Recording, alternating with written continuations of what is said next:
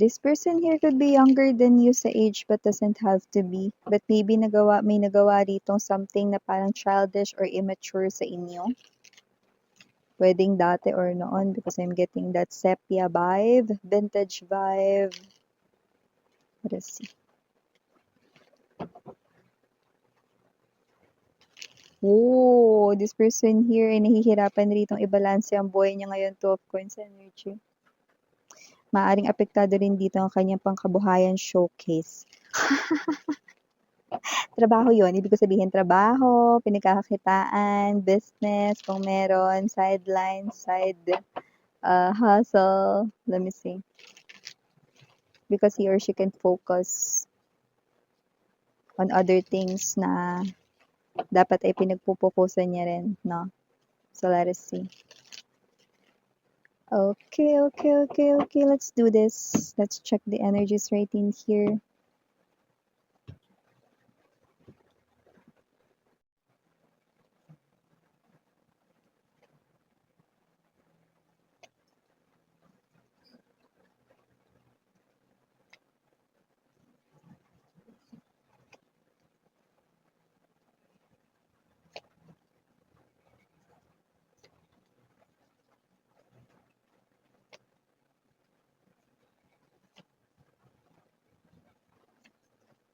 Okay. So, whoever this energy is, no, inaalam niya rito yung mga bagay na gusto mo, yung mga bagay na ayaw mo with this Page of Swords energy and the Wheel of Fortune. Don't get this wrong. This is not a brand new person. This is your past lover here. This is your ex-person here. No? Inaalam niya rito kung ano yung mga bagay na gusto mo. Kung gusto mo pa rin ba yung mga bagay na yun. Favorites, like favorite food, favorite drinks, mga bagay rito na ayaw mo, like yung mga bagay na ayaw mo na ginagawa, ano, yung mga hate mo na things, no? Pagkain man yan, actions man yan, pakikitungo man yan, no?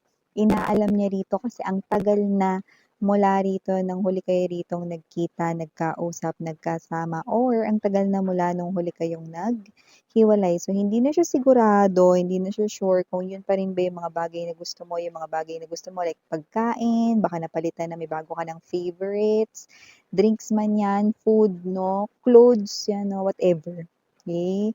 So, inaalam niya yan, no? Kasi this person here with this magician energy right at the center or core of the reading, this person here ay manifesting you back into his or her world. Yay! Two of Cups energy, Six of Cups. This person ay looking for that another chance with you. Bottom of the deck, we have here this Ten of Swords energy, Strength card, no? This person here clearly knows na nasaktan niya kayo or binitrade niya kayo. This is betrayal. This is pagtatraidor. This person here, alam niya yan, pero kakapalan niya yung mukha niya rito kasi gusto niya rito na magkabalikan kayo ulit. Yan o. Kakapalan yung mukha. Siyempre, kasi 'di ba, ang dami niyang nagawa sa inyong kasalanan. Siyempre, para lang harap siya sa inyo, kailangan niya rito nakapalan ng kanyang pagmumuka, 'di ba? Para magkaroon ng lakas ng loob na maparating sa inyo or masabi sa inyo yung mga gusto niyang sabihin at magawa niya rito yung pag-pursue sa inyo, 'no? So, in other words, kung ito man ay lalaki, LGBTQ sa tayo ditong gender, willing siya ulit ligawan ka sa simula.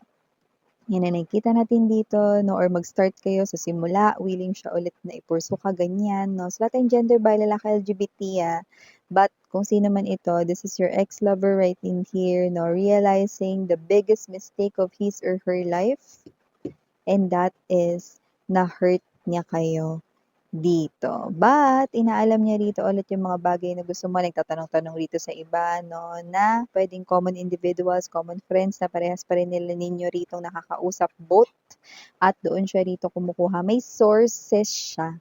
Yan. So, Bago natin ipagpatuloy itong reading na ito, batiin muna natin everybody. Hi and hello there everyone. My name is Yan. Welcome new subscribers to Turning Instant Buyers. Thank you sa inyong walang sawang love and support for me. At kung di nyo pa alam, may pa tayong main channel ng The High Priestess.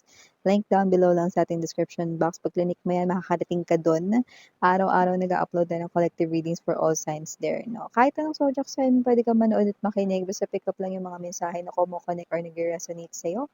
Leave the rest behind kasi baka yun ay for other viewers naman. And of course, lahat tayong gender, kagaya na binabanggit ko pa kanina, babae, lalaki, LGBT, lahat ay welcome. Possible din mag-switch ng roles. Bakit? General reading kasi ito. And at the end of the day, lahat ay may free will po na free mong gamitin anytime, anywhere, timeless. Ang lahat ng energy readings, ibig sabihin pwede nangyari na sa iba, nangyayari na sa iba, mangyayari pa lang kaya naman, just take only what resonates. But here, look at that. This person here, una pa lang with this Wheel of Fortune energy, this person here clearly tells us his or her intention sa inyo to bring this connection back to life. Okay? So, pwedeng ito ay nag-end na talaga. No? This is also giving me the vibe na nag-end na ang inyong connection kasi meron ditong separation, breakup, no? May ganong klase ng energy. But this person here wants to try once again na at buo na ang kanyang pagpapasya King of Swords energy to definitely isagawa na yung mga pagpaplano rito, no? At ngayon, gumagawa na siya ng aksyon. Hindi na siya rito nakaupo at nag-iisip, no? Siya ito na kumikilos na. So, ibig sabihin, nagtatanong-tanong na siya rito, ano ba yung mga bagay na gusto mo, yung mga bagay na ayaw mo, para yan yung iiwasan niyang gawin ngayon or hindi yan yung bibilihin niya ngayon. Kasi baka nagbago na yung taste mo, nagbago na yung favorite food mo, nagbago na dito lahat, no? Okay, ba't hindi niya kaya itanong kung siya pa rin gusto mo? Kasi sabihin natin, 'di ba, people change and one of the constant na nagbabago sa mundo ay ang change, 'di ba? So nagbabago lahat, no? Nagbabago ka din. Okay? So maaring hindi mo na siya gusto ngayon, 'di ba? Or hindi na siya yung type mo ngayon. So kung sino man tong energy na to, no? This person here clearly knows that. Pero this person here wants to claim back the throne na dati ay kanya ritong pwesto inside your heart, no? So, gusto niyang i-claim back yon. So, ano man yung pwedeng magawa rito na paraan, pamamaraan, gagawin niya rito, no? So, kinakailangan dito bumalik sa square one or from the start, no? This person here will do that absolutely. King of Swords energy. Etong person na to with the Seven of Wands energy ay nakikita natin dito, no, na makikipagtunggali kung may mga karibal man sa buhay mo, mga bago rito na tinuturing niyang asungot daw. Sino ba talagang tunay na asungot dito, 'di ba? But yeah, this person right in here is clearly your ex lover who wants to claim back yung sinasabi niya ritong kanya naman daw pwesto na yan sa puso mo. Yan. So, kung ikaw ay single ngayon and meron ka ritong mga multiple na mga suitors or kahit wala, this person here will claim yung kanya rito na dating pwesto sa buhay mo at lalo na sa puso mo. Yan. Definitely, this person here moving slowly. May ginagawa na siya dito ngayon, tatanong-tanong na. So, kung kunwari dati yung paborito mong food, no, ay napalitan na. So, gusto niya na yun na yung dadalhin niya ngayon. Okay? That is not a peace offering. Alam niya na wala rito makakatumbas ng any material things para sa kasalanang nagawa niya, Ten of Swords energy. Pero, gusto niya rito na parang kahit papano matuwa ka. So, yung mga dating favorite mo na flavors ng pwedeng milk tea or coffee, baka nagbago na. Gusto niya ma-provide sa'yo yung mga updated na mga bagay na gusto mo. Yan. So, maaaring may mga pinagtatanong-tanongan na siya rito, common friends, common individuals, at yun nga yung ginagawa niya ngayon. Inaalam rin niya rito ano yung mga bagay na hindi mo gustong marinig, mga bagay na gusto mo dito na ginagawa for you. So, lahat yan. No? So, maaaring magulat ka kasi hindi siya ma-effort. Dati kasi parang ang tamad-tamad niya. Kilala mo siya bilang tamad eh. Na hindi siya dito kumikilos, no? At parang lagi siyang yung mamayana, ganun yung energy niya, no? Pero ngayon, nagbago din siya. Nakita natin dito na kumikilos na siya rito, no? Dahil gusto niya ditong may mangyari talaga ditong maganda at positibong pagbabago sa inyong connection at alam niya na walang ibang kailangan gumawa nito kundi siya lang, no? Kikilos ka talaga kapag ka gusto mo talaga ay mangyari ang isang bagay, di ba? Pag gusto may paraan, pag ayaw, maraming dahilan. Pero ngayon, ang energy niya ay gusto niya kaya gumagawa siya rito ng maraming paraan. Kaya kahit na magtanong-tanong siya rito, kahit medyo nakakahiya, no? humihingi siya rito ng mga pabor sa mga tao sa paligid niya na konektado sa'yo para alamin kung ano mga nangyayaring kaganapan ngayon sa life mo. Kasi this person right in here ay may pagkilos na rito na ginagawa para i-pursue ka ulit, no, sa buhay niya. This person here with the full card energy ay ang energy rito, no, na handa ritong mag-take ng risk, mag-take ng chance, no, and as you can see, the full card energy, no, ay nasa edge ng bangin, ayun, no, at hindi nakatingin, 'di ba? So whatever the case may be, parang feeling niya rito, ito na yung pinakahuli niya ritong puwedeng magawa para mailigtas yung sarili niya rito 'no, sa too much loneliness of being single forever, yun oh, see? Ba't niya yung sinasabi Miss yan? Eh, kasi wala na siya ditong nakikitang other person na makakaintindi 'no, sa topak niya kundi ikaw. Wala kasing ibang taong tumanggap sa kanya ng ganyan kundi ikaw lang, 'yan 'no. At alam niya rito na siya ang nang-iwan sa'yo sa ere at hindi ikaw ang nang-iwan sa kanya. So, yun ang nakatatak sa isip niya, nakuha mo ba? Ibig sabihin 'no, siya yung umalis sa koneksyon ninyo at hindi ikaw ang umalis sa koneksyon ninyo. Ibig sabihin 'no, this person right in here sees you as someone from dating ikaw 'no, na nakikita niya na puwedeng baka gano'n pa din with the Six of Cups energy 'no, na baka mahal mo pa siya at dahil natanggap mo siya noon, maaaring kaya mo pa siyang tanggapin ulit ngayon. See, Otte, okey, gano'ng klase ng energy. With this Two of Cups energy, this person right in here wants to establish this once again. This Two of Cups is an energy of shared feelings and emotions. Okay, but this time, this person here will reciprocate yung mga nagawa mo rito na love and care para sa kanya, no? Pero yun nga, this person right in here, no, ay someone na parang medyo nakakaramdam siya rito ng avoidance or distance sa inyo. Gap, no? Gap sa emotion. So, puwedeng dahil nga marami ng nagbago rito, nagbago ka din kasi, okey? Maaari kasi mga babes na hindi mo na siya rito type or baka hindi mo na siya gusto, 'yan 'no? Or baka wala ka ng feeling sa kanya, nalanta na, 'yan 'no?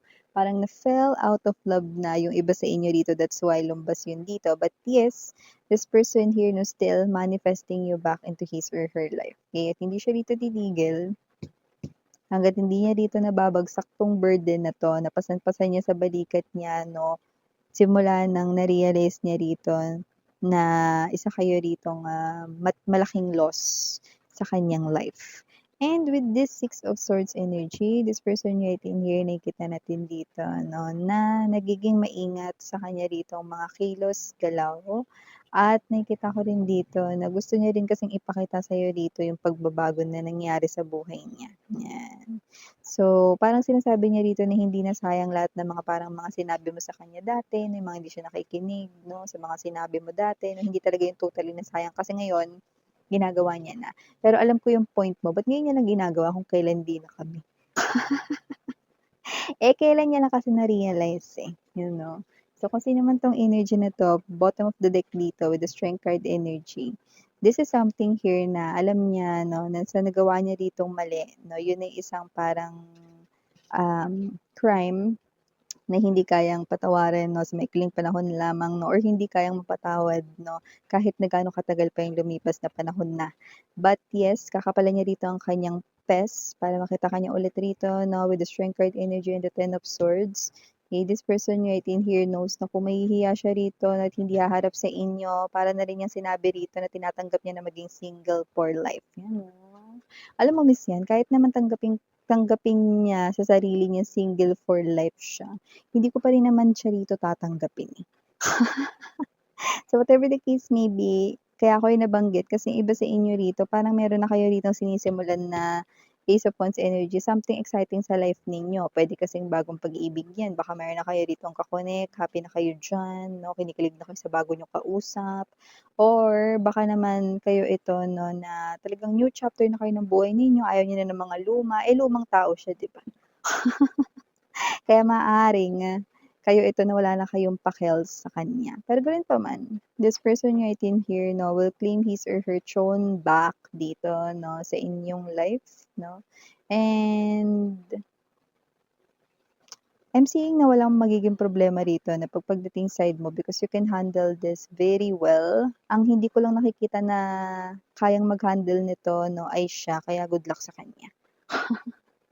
So with this Three of Coins energy, well, to be honest, etong Three of Coins energy ay nagpapakita naman dito 'no ng, very solid or firm dito ng energy na siya ito na hindi niya na ito gagawin na masasayang yung kanya ritong magiging efforts because alam niya na kung ano yung pakiramdam ng mawalan ng isang bagay or isang pagkakataon na nasa kamay niya na pinalampas niya pa. Yun. At tinutukoy niya walang iba kundi ikaw, babe. So, initials nakikita natin dito, we have capital letter L, capital letter K, capital letter N, capital letter O, capital letter P, capital letter B as in boy, capital letter G, and capital letter S. For small letters, we have E, T, D as in dog, O, P, H, Y, and last but not least, we have A. For A, maaaring ito ay more than 2, pero maaaring hindi lumampas ng higit sa 2. So, yun yung mga nakuha natin dito mensahe para sa person ninyo. Okay, again, I'm Yuriana Onipo de Grosiniana, Duna for the Basarang Hayo, Love and Light, Ano?